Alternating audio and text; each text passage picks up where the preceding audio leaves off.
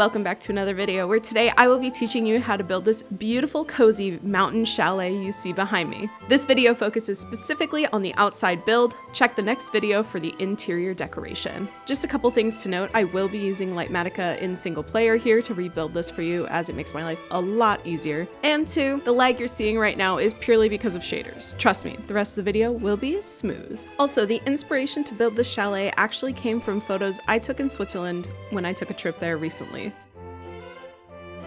Sorry for the jump scare, I need my game to run properly without shaders. But I'm sure you're wondering what you'll need for this build. So in these two chests here that I will show you, you can pause, and these are all the items that you will need for both the interior and the exterior.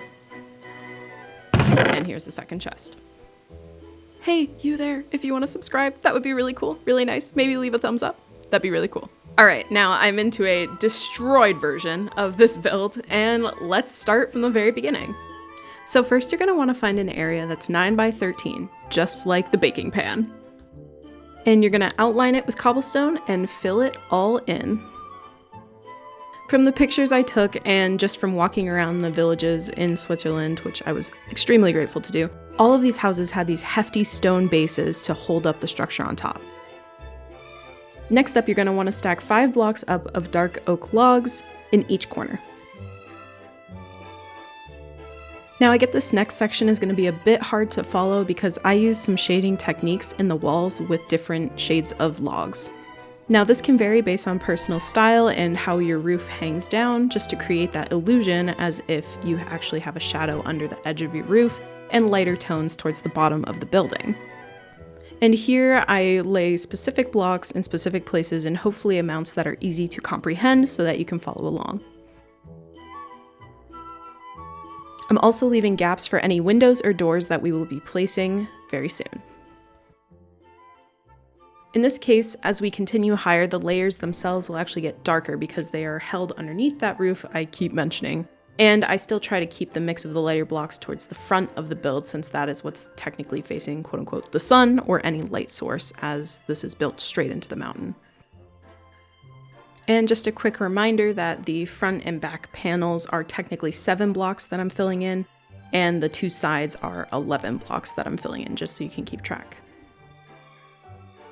So the reason I'm using the stripped variants of these logs is because a lot of these houses have this smoother texture on the outside that I feel like really is encapsulated with these different shades of the wood, and also the stripped variants are a little duller, not as strong as the actual logs. Now just fill in any of the gaps left open with windows except for that one for the door. Now onto the roof. It's a little bit more complicated because I really wanted to have some dynamic textures in here. But as you can see, we have 2, 4, 4, and then 2 sets of stairs. This pattern will continue on both sides of the roof and the vertical layers as we go up each section. And don't forget this upside down staircase on the back. We are actually going down a level because it's easier to build like this for the overhang of the roof. And I also want to emphasize that we're using slabs a lot for this layer, not so much stairs. Then just repeat that pattern on the other side. Those logs we're placing are also going to become horizontal cuts on the roof. Now we're going to do the beginnings of the little deck out front on the second floor. And speaking of that deck, to make it an actual deck outdoors, we are building the rest of the front wall here, keeping that shading pattern intact. Now, continuing on with the roof, we are back to a layer of stairs with that same pattern, skipping the 3 blocks for the logs. And we are also adding 2 upside down stairs on the first and last blocks on the inside to create that very nice diagonal on the inside of the roof. And as before, just repeat on the other side. We are also on the back side going to build up the wall just a little bit more and keep space for that window. Guess what? Continuing the roof. So it'll be the same pattern as before and with that upside down staircase on the inside edge of that roof.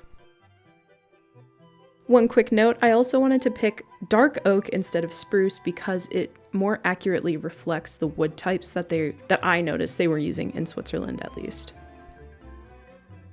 And we're continuing as you know, on the other side again, because it mirrors, makes it a bit simpler to build, even though these patterns are a little more complex than I probably originally had hoped for. But then also here on the back, we have the rest of that top wall and window. On the front, we're adding our crowning upside down stair and the 2 stairs on either side. And this section of the roof is 2 blocks wide on each side instead of 1 to create a nicer slope of the roof.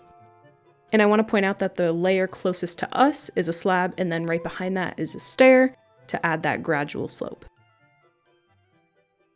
And make sure to leave this gap here that I leave open because that will be for our chimney. Same crowning upside down stair on the back here.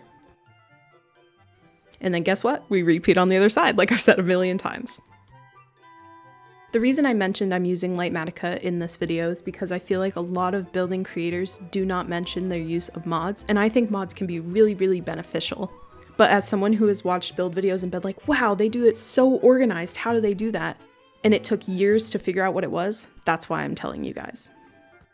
Now we're using cracked deep slate bricks for that roof piece, and then the crowning pieces on top are just slabs, and of course our planks. Here I utilized deep slate walls for the chimney. And back to the ground floor, we are adding our dark oak outdoor accents for the windows and for the door. And despite it being winter, we are still adding a little bit of plant life outside our chalet here.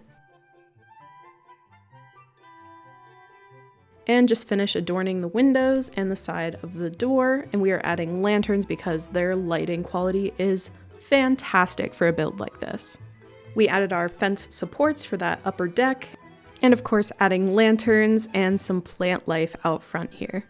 Obviously a prominent color in Switzerland was red, as it is the color of their flag, like a national color, so I wanted to add a lot of red poppies, and later in the interior video you'll see carpets as well.